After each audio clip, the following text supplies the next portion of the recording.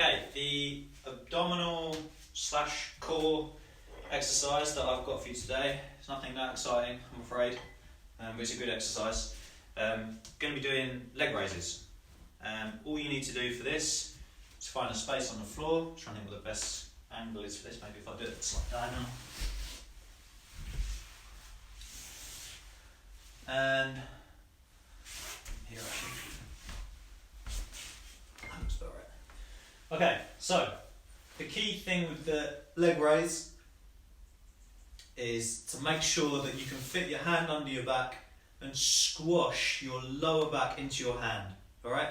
You should be trying to push your lower back into the floor the whole time. As soon as it starts to arch up, that's probably the end of the set for you, okay? If you can't keep your lower back on your hand, then, or if you get an idea where your hand is and then remove it, if you can't keep it, that little distance between the floor and your back, it's nice and small, then you're probably going to have to cancel the exercise. A bit like doing a plank.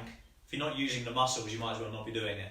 Alright, so just for this exercise, or this demo, I'm going to put my hand there. You can put both there actually, if you want. But try not to put them under your bum. Putting it under your bum just makes the exercise easier. Putting it under the back tells you whether you're doing it right or not. Alright, so I'm going to put just my fingertips really in the small of my back. And for the endurance exercise, we start and we've got legs up above. This will tell you how flexible your hamstrings are as well. And you go down and you come back up. Okay, so this is kind of like the rest point, if you like. For when it gets a little bit more advanced, the rest point, or the static point, you're going to hold down here. Alright, so if you do a rep, you're then just holding your feet off the floor. Alright, and then you get a rep, and you're holding your feet off the floor.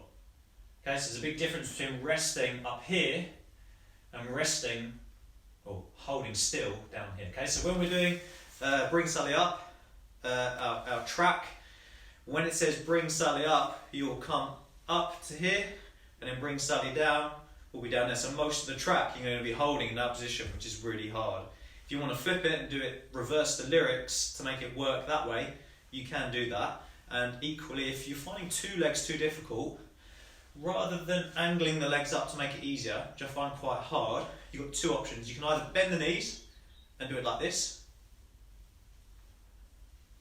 alternate legs, or if you think you can progress to the next stage, both legs and then back. So it's more of a kicking motion out rather than a sweeping motion down. And the other option is if you want to keep the legs straight and just do alternate legs, like that and like that, or if they're both outstretched, one up and down, one up and down. It's up to you, okay? Obviously, the more straight your legs are and the more time they have to spend hovering over here, the harder this exercise is. So to make it easier, you go alternate legs, you can bend the knees and just kick, or you can spend more time at the top than at the bottom, alright? But when you're doing the strength move, I would say what you want to do is check first, can you do, say, 3 to 5 good quality leg raises like this, hands to your side, or if you want to check if your back is going into the mat and there.